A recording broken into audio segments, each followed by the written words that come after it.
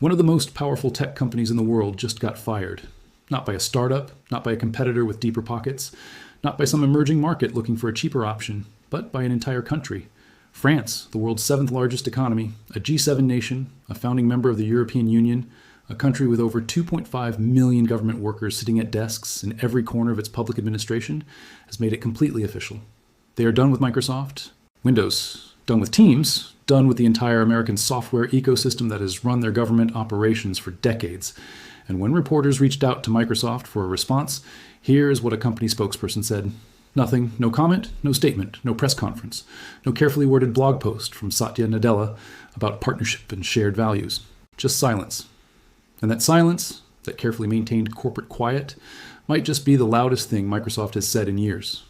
To understand why this matters so much, you have to go back to April 8th, 2026, and the announcement that landed like a quiet earthquake in the technology world. On that date, France's Interministerial Digital Directorate, known by its French acronym DINUM, convened a major interministerial seminar alongside the country's National Agency for Information System Security and the State Procurement Directorate. What came out of that meeting was not a recommendation, not a proposal, not a framework for future consideration.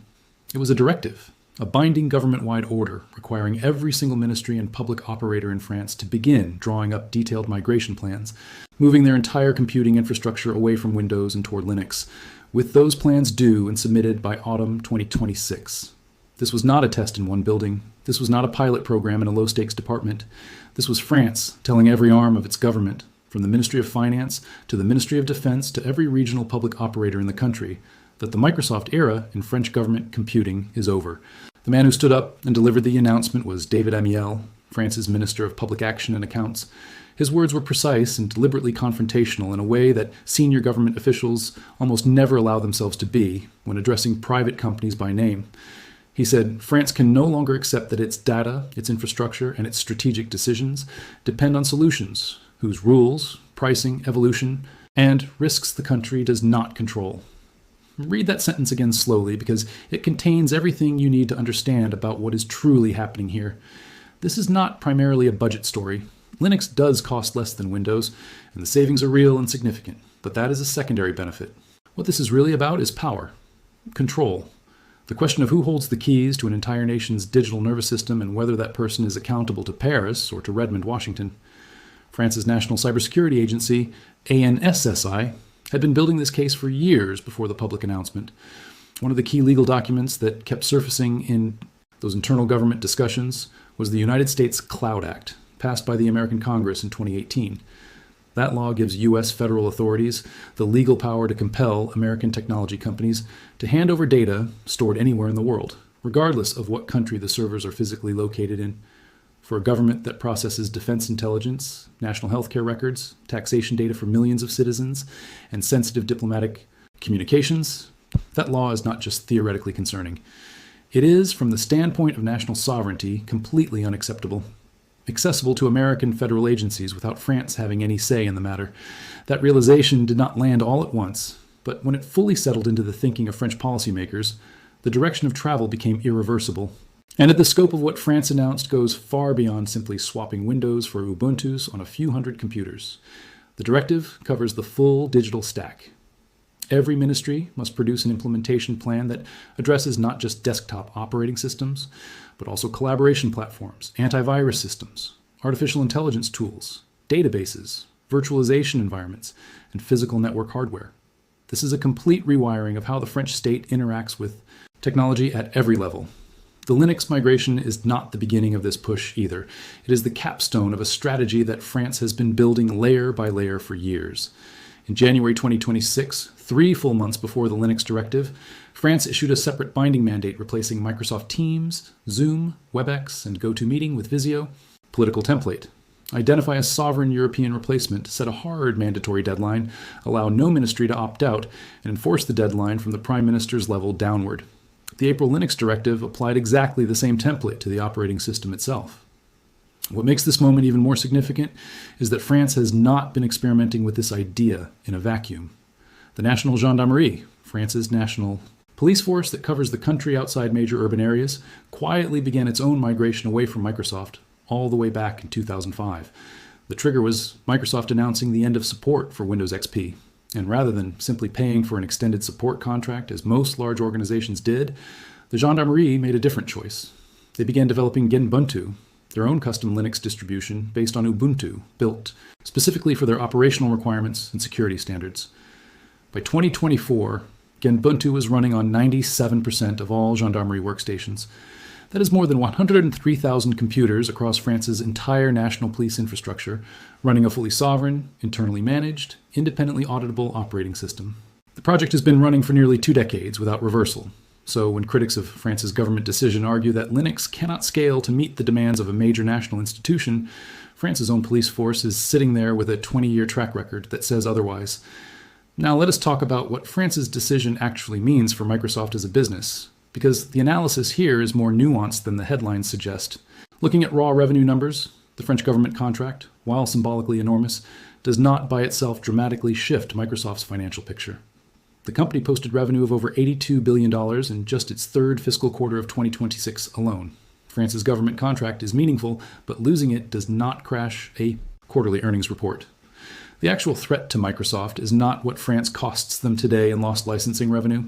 The real threat is the signal France sends to every government watching, and a very large number of governments are watching very carefully right now.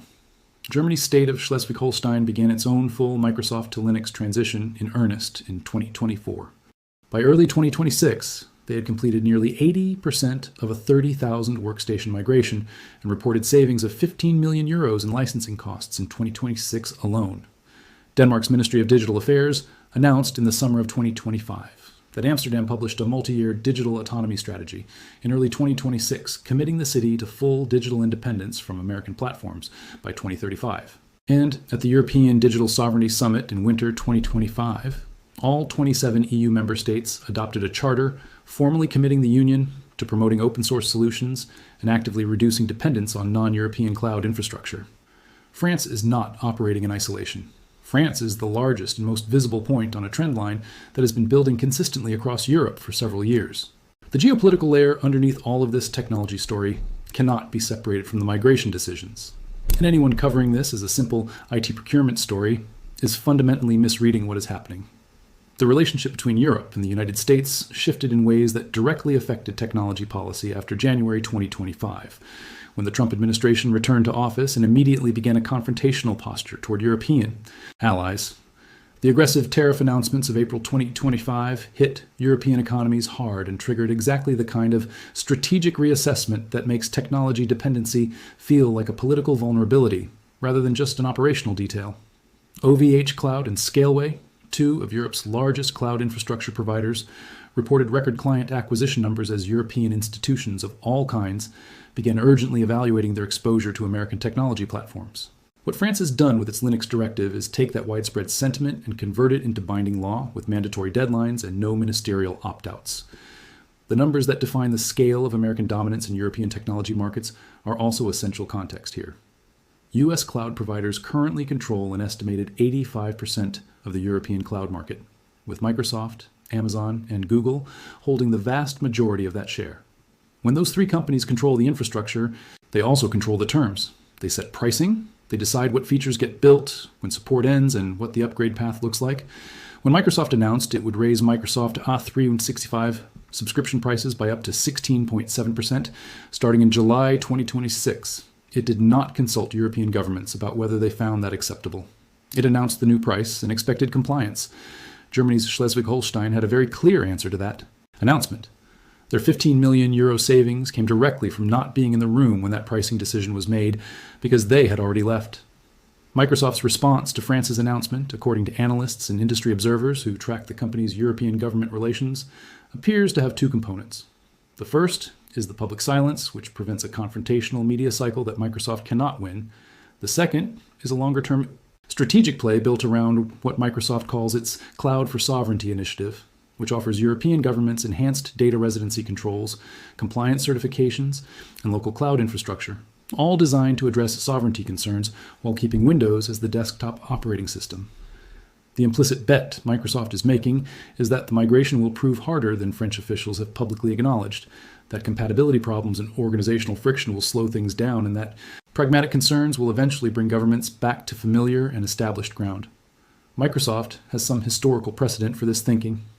Munich's city government famously launched a Linux migration project called Linux in the early 2000s and reversed course entirely in 2017, returning to Windows after years of compatibility headaches and sustained user complaints. That case has become something of a standard reference point in Microsoft's European government conversations ever since. But the analysts who have studied both cases carefully are consistent in arguing that 2026 is structurally different from 2017 in ways that make the Munich comparison less and less applicable. Munich's decision was made at the level of a single city administration. France's directive comes from a national government, which means there is no single lobby point that a company like Microsoft can target to reverse it through local political relationships. Munich's Linux existed in isolation, surrounded by Windows-dependent external partners, which made every document exchange painful. France's migration is being coordinated simultaneously across all ministries, which solves the internal compatibility problem from the beginning by ensuring that the agencies France most frequently interacts with are all migrating together on the same timeline. And the geopolitical environment of 2026 is categorically different from 2017. Digital sovereignty is not a niche technical argument anymore. It is embedded in EU treaties, in domestic French legislation, in prime ministerial directives, and in the political calculations of leaders across the continent. Reversing a national government Linux mandate in that environment would carry a political cost that no IT compatibility problem can easily justify. The security case for Linux has also become increasingly difficult for Microsoft to argue against in the wake of recent high-profile incidents. In July 2024, a faulty update from the cybersecurity firm CrowdStrike caused 8.5 million Windows devices worldwide to crash simultaneously, including systems running in government agencies, hospitals, and transportation networks. France's ANSSI cited the systemic risks demonstrated by that single incident as part of the concrete security rationale for the Linux migration. The vulnerability of a proprietary monoculture, where one bad update from one approved vendor can take down millions of machines at once across completely unrelated organizations, is not a theoretical risk. It happened at an enormous scale. It happened to exactly the kind of critical infrastructure that governments are supposed to be protecting. On open source Linux systems, the full source code is available for any independent security researcher in the world to audit and test. Vulnerabilities are identified and patched through a global distributed community process, rather than through a single company's internal security team operating behind closed doors. France's ability to maintain its own security-hardened fork of a Linux distribution means ANSSI can implement custom security policies directly at the operating system level, in ways that Windows architecture simply does not permit its customers to do.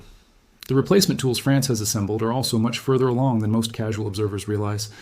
LibreOffice has been deployed across a growing number of French public institutions and is the designated replacement for Microsoft Office across the entire civil service. Nextcloud and Collabora Online are being evaluated for cloud collaboration workflows. The domestic video platform Visio, mandated across all 2.5 million civil servants in January 2026, is actively being deployed ministry by ministry. The National Health Insurance System has already shifted 80,000 staff to French-built platforms, including Chat for secure internal messaging and France Transfer for secure file sharing. France's National Health Data Platform, which handles some of the most sensitive personal records the government manages, is moving to a domestically trusted sovereign solution by the end of 2026. The picture that emerges is not of a government that made a dramatic announcement and then started scrambling to figure out what it would replace Microsoft with. It is of a government that spent years quietly and systematically building its replacement stack and then announced the operating system transition once the foundation beneath it was already substantially in place. The economic dimension of this transition is something European technology companies are watching with deep and immediate interest. France has explicitly linked its procurement decisions to the active development of a domestic and European software ecosystem. An interministerial digital industrial summit is scheduled for June 2026, specifically designed to build formal public-private partnerships around sovereignty and open interoperability standards. The message France is sending to European technology companies is explicit and deliberate. Build sovereign alternatives to American platforms, and the French state will be your anchor customer, your reference installation, and your public validation. That kind of procurement signal reshapes investment decisions and can define entire industry sectors over the medium and long term. It is a form of industrial policy that France has used effectively before, most notably in aerospace and defense, and it has historically worked. For Microsoft, the strategic picture is uncomfortable in ways that extend well beyond France's borders. If this migration proceeds successfully over the next 18 to 24 months, It creates what some industry analysts describe as an evaluation window during which other EU governments will be watching France's results and deciding whether to follow. Germany, Europe's largest economy, has its own Linux history and its own current active experiments at the state level. Spain, the Netherlands, the Scandinavian countries, and several Eastern European governments have all explored similar directions in specific agencies. Once the France example demonstrates that a national-scale migration can be executed without the catastrophic failures that historical precedents suggested were inevitable, the calculation changes for every European government IT ministry at the same time. And once the sovereignty logic France is applying to operating systems is extended to cloud services, AI platforms, and enterprise software, as France's own directive already implies it will be, Microsoft's European revenue exposure becomes a genuinely significant strategic problem that no amount of data center investment in France can fully resolve. There is also a structural irony embedded in Microsoft's situation that deserves to be stated plainly. The same company that spent decades building switching costs into Windows so deep that governments felt unable to leave without causing massive operational disruption has now found that the very depth of that integration has become the most powerful political argument for departing. French officials are not saying Windows is poorly designed or technically inferior software. They are saying that the problem is precisely their inability to function without it, and that dependency on any foreign technology provider, regardless of how technically capable that provider is, constitutes an unacceptable strategic vulnerability for a sovereign democratic state. The deeper the integration, the more urgent the case for breaking it. That is a paradox that no favorable contract term, no sovereignty-branded cloud offering, and no quiet lobby visit to a French ministry can easily unravel. What happens over the next 18 months will be watched simultaneously by governments on every continent, by open source communities that have spent decades arguing this day would come, by technology investors calculating what European government migration means for Microsoft's long-term revenue trajectory, and by Microsoft's own board as they try to understand how they lost a country that had been one of their most deeply integrated government customers on Earth. France has committed to having every ministry's implementation plan submitted by autumn 2026. DINUM's own workstations are already migrating as of this writing. The National Health Data Platform moves to sovereign infrastructure by the end of the year. The June Industrial Summit will formalize the public-private ecosystem France needs to sustain the transition at full scale. The timeline is aggressive. The technical and organizational challenges are real and openly acknowledged by French officials themselves. But France has one structural advantage that Munich's Linux project never had. It has a national mandate from the Prime Minister's office requiring every ministry to participate with no exceptions in a geopolitical environment where reversing course would cost far more politically than any IT compatibility problem would ever be worth. Microsoft's silence in the face of all of this is strategic, not accidental, and not humble. A company with Microsoft's resources and European political relationships does not go quiet because it has nothing to say. It goes quiet because it has calculated that public engagement opens a confrontation it cannot win, and that the best available play is to wait, to offer quiet concessions through back channels, to avoid doing anything that accelerates the timeline, and to hope that the France experiment runs into enough friction that other governments decide the risk is not worth taking. Whether that calculation proves correct is something the next 18 months will answer in the clearest possible terms. But one thing is already settled beyond reasonable debate. Europe is watching France. Europe is taking very detailed notes. And several European governments are not just watching. They are already writing plans of their own. The Microsoft era in European government computing is not ending overnight, but for the first time in decades, it is genuinely, structurally, and perhaps irreversibly ending. And the silence from Redmond tells you everything you need to know about how well Microsoft understands that. This story is bigger than software. It is bigger than Linux versus Windows. It is bigger than any single procurement decision made by any single government. What France has done is demonstrate that the assumption underlying 3 decades of American technology dominance in Europe, the assumption that no government would ever actually go through with the pain of leaving, was always a political assumption rather than a technical one. And political assumptions, unlike technical specifications, can change when the political environment changes. The political environment in Europe changed.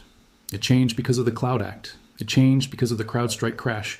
It changed because of tariffs and geopolitical confrontation, and the slow realization that 85% market control in any critical infrastructure sector is not partnership, it is dependency. France put a name to that. Realization and a deadline on the response. Other governments will now decide whether to follow, and they will make that decision while watching very closely whether France succeeds. The outcome of that question will define the trajectory of European technology policy for the next decade, and possibly the one after that as well.